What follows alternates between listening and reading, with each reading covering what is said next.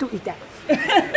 If you look very closely at these opening images in our video, Thingitude at Merion-Dwyfar, you may just be sufficiently alert to notice a very slight continuity error in the opening title shots, establishing the nature of this agricultural college in North Wales, where Thingitude are running their latest training day for students and tutors at the college and the wider community. Day one is the introduction to low-power radio and the dramatic performance improvements of the latest systems that combine the techniques usually used to hide and enhance high-cost military radio signals with the plummeting cost of sensors and processing ability. The aim is to prove to the community that these high-tech systems are no longer the preserve of military and big business, but are available for all to use and are not difficult to implement. The college has already installed a gateway that provides the region with radio coverage that can be extended up to 15 kilometres away and connect over 10,000 devices. The devices are cheap and can be sensors that can report on the condition of almost anything: temperature, humidity, fire, smoke, movement. The list is really only limited by the imagination. Devices don't just send these details out to be seen on the internet, PCs, tablets or mobile phones, but can also be used to receive and act on commands sent back to them. These are called actuators and are now the internet-enabled remote control facility. Together, these sensors and actuators connected together are referred to as the Internet of Things. The classroom activities are focused on explaining these capabilities and are listing new and innovative ideas that have a practical benefit at the college and the community. Once the penny drops, the ideas flow and the magic begins. As part of the day, just listen to some of the thoughts that emerged during a tour of the farming and woodland facilities adjoining the college. The farm manager and the forest manager, so I'm just a bus driver today, okay? So I'll just explain to you, we've got 700 acres we've got as a college. There's 1,000 acres within the wall, so there's 300 acres in private hands. We have 700 acres, 300 acres of woodland and 400 acres of farmland. That's what the college owns, and I manage that. So there's 4 members of staff working on the farm, and there's 1.5 in the forestry. So we're looking Your at job's really, to find the half. Yeah, there's a guy doing 2 days a week. Then we're looking for applications for this technology on the farm, really, such as security maybe, or health monitoring, or we're quite excited in the fact that we can put these sensors out, and maybe in forestry, maybe in engineering, maybe in livestock production. Where can it be used? The RAM, the sensors arrived last week in a little cardboard box. I ran out to the farm for about 10 minutes. We managed to put one sensor in the fridge in the pig unit, which we'll go up and have a look, because that's monitoring the temperature of the vaccines in the fridge.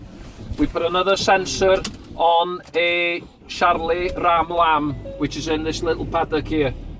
He's got a little collar on him with a mobility sensor on it. And we're just thinking, there's so much talk about dog harassment of sheep. Apparently there's 15,000 sheep killed by dogs this year in the UK alone. 15,000. So that's all over the UK. So if you think about it, say if you were farming in a highly densely populated area, say the Great Orme, Pen y Gogarth in Llandrillo, where there's a lot of people walking the dogs and blah blah blah. If you could put one of those on one sheep in a group of 150, 200, and you could monitor its mobility, then what's not to say that could be an alert on your phone. So we'll go up to the pig unit and have a look at the just the fridge there.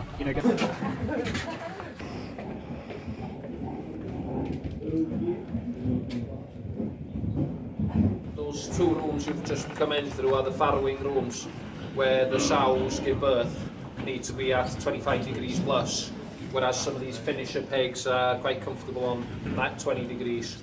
A lot of sensors in the shed already, sensing temperature and airflow, but obviously all we've done is put a sensor in the fridge to monitor the vaccines. So the vaccines have to be kept at about 8 degrees Celsius. We've don't want too much fluctuation on that from Spain. Oh, okay. We'll send it off. Yeah. Take a couple of deep breaths and you'll never smell it again. So this is the sensor I received, and it's working. It just has that little antennae on it. So it's speaking with the antennae on top of the building there. Through all these buildings and, you know. So Sorry. that could be programmed, I suppose. I don't know anything about this, okay? To give an alert on my phone if the temperature dropped, or could, I suppose. I like to have nice antennas and aerials everywhere because we like aerials. To have this little abortion of a thing sitting there on a box is horrible as far as we're concerned. But because of the technology that we're using here, this new LoRaWAN low power radio technology, we can get away with these things. Places where traditionally radios never worked are now working because of the technology in this box. If there was a LoRaWAN antenna in the compressor area or something, you could then purchase things like this on your own and try them out. I'm just wondering, because of our LoRaWAN antennae, would they be able to make use of it with sensors in their greenhouses? Humidity, moisture, temperature. So it's for the benefits of all, isn't it? Yeah. I'm sure they'd be interested in having sensors in these, especially on the weekends where there aren't any people working here. Yeah. If it gets too hot or too dry, or we run a lot of chainsaw courses. You can see two individuals here on a cross-cutting course, doing a chainsaw safety cross-cutting course. Two things that keep me awake at night is staff safety and security. They've got quite a lot of expensive equipment down here. There's over 50 chainsaws in storage down the bottom there. It's worth quite a lot of money and has been targeted in the past. How could this help with security and safety? You know, we never have lone workers. We might have two guys working in the forest. We all carry radios, but could we put a sensor on them? Movement sensor? Could we monitor that from reception? Could we find out if anybody's opened one of these doors on the weekends or been tampering with them? Could we put sensor in our timber stack to see if it's under 18% moisture content, so it's ready for chipping? Because our teaching facility runs on our own wood chip. It needs to be 18% moisture content or lower. Yeah, that's what I'm looking for as a farm and forest manager, is application of this technology. Make life easier and I get plenty of sleep.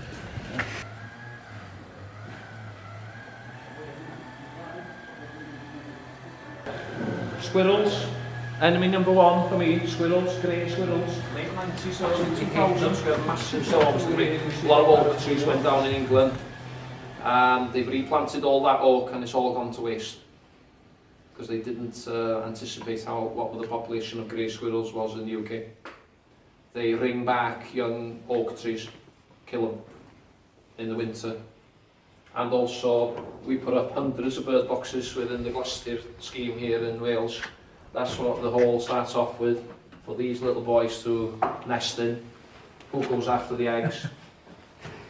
Grey squirrels. You can see they gnaw their way into the bird boxes. So it's a massive pest. It's keeping the red population down as well. So we're trying to hunt them as much as we can and get rid of them to try and control, but it's a massive problem. 2 years ago we took out 90 grey squirrels and I'm sure the population is back up to 90 now again. There's a trap that the New Zealanders have developed. It's called the Good Nature Trap, and it's got a little scent in it, and it's got a captive bolt in it, so it takes out greys, but it's going through licensing at the moment. And hopefully in June we'll see if that's going to be allowed out on license. You don't actually have to check those traps every day. It's a lethal trap, and then they fall down, and foxes and badgers will take them. So, but that's another thing, monitoring this kind of thing. Or the big thing with the greys really is the bird boxes and the oak trees.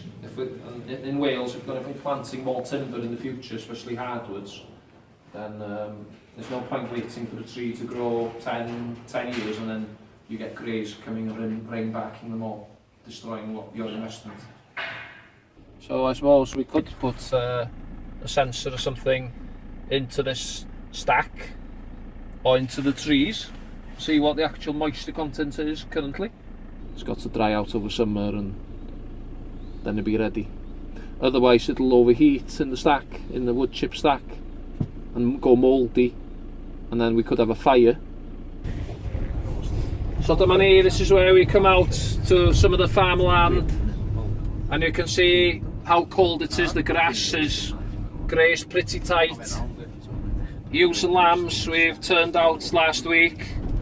We do control foxes here on the estate, but I think we had a black and white one that took a lamb the other night, which could be a problem because we can't take them out, otherwise known as a badger, because there wasn't anything left of the lamb, and the its rib cage had been crushed as well. So badgers have got very, very strong jawbone. So what do you do if badgers start taking lambs? What do you recommend us do with a badger that is taking lambs? Well, you're not allowed to shoot it. So yeah, we might have to move these sheep from this paddock if we lose another one from this field. You can put a noise sensor on this to see who's crossing it. You don't sleep at night for this sensor thing, do you? Well, as long as there's some gain to be made out of putting it there. Yes. You know, if there's no gain, then why do it? You know, it's got to have some commercial gain, isn't it? There was me looking at the bucolic charm, and it's full of problems to be solved.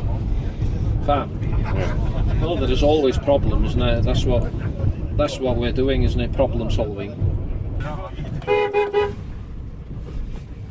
These have just been turned out this morning. Now we got to try allan, and they haven't gone out to the fields yet. They're hanging around the yard. You know, the ewes are very wary of the lambs.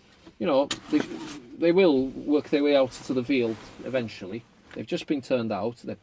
They're just getting used to walking around with two lambs with them. They've been in a small pen for a few days, haven't they?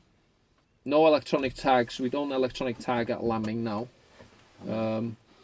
because we've got a much simpler kind of system for recording, which is ear notching. So that little lamb there with a little notch in its right ear, can you see that little notch? Is out of a ewe which we haven't touched. So hopefully she'll be the same. She'll next year or the year after will give birth to two lambs unassisted. Any ewes that we have problems with, we'll ear notch them. So we're very low tech. We started with electronic tagging, but it's very difficult to tag a 2-day-old lamb at birth. You know, if the lamb, it can hurt their ears. If you're into pedigree stud breeding, you have to do it. But I'm sure in the future it'll be DNA based anyway. Do you want to go into the sheep shed? So yeah, this is the lambing shed. Anything that makes life easier at lambing is worth considering. Anything that reduces mortality is worth considering. Lambing time can grind you down physically. I suppose if you had one big massive shed, a camera would be fantastic. You know, a really high resolution camera, so that you could open your laptop in the kitchen at home in the warmth, and then you could scan the whole shed.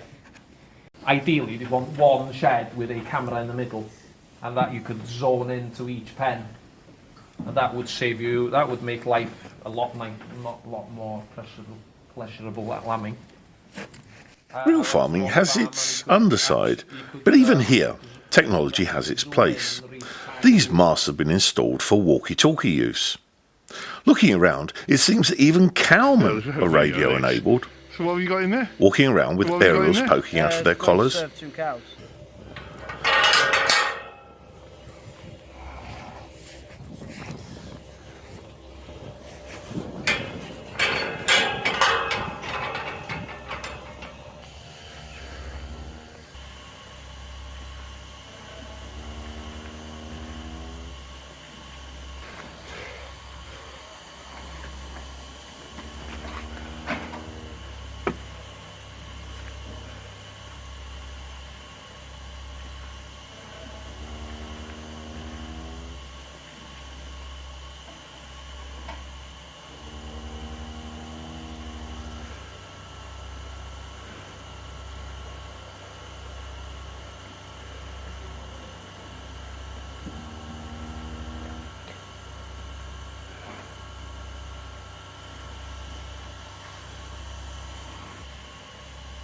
fertilising the cow. She's bulling. I'm serving her, so she'll get pregnant. Okay.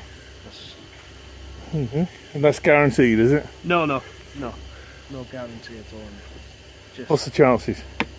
well, 50-50. Yeah. As little as that? Yeah. Well, we got a bit more chance because we're putting it straight through the cervix. We're putting the semen through the cervix. Right. When a bull is serving, they're putting it at the entrance of the cervix. But it's still, I'm not quite sure what is the good. There's more of a chance, yes, than a bull, but it's still 50-50, isn't it? Just putting a bull out of job. Yeah, because we're catching them at their peak as well. And how do you know it's their peak? Because we've got collars on. If you see they've got collars on, it shows them in the time with the time.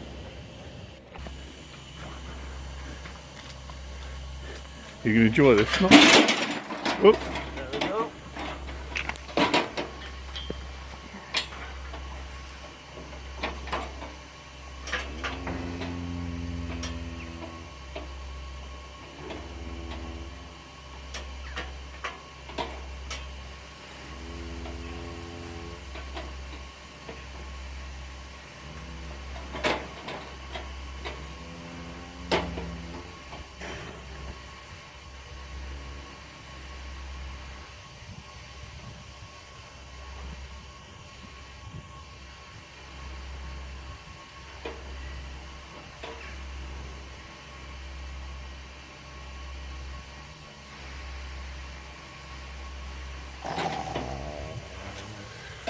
Easy as that. Easy as that.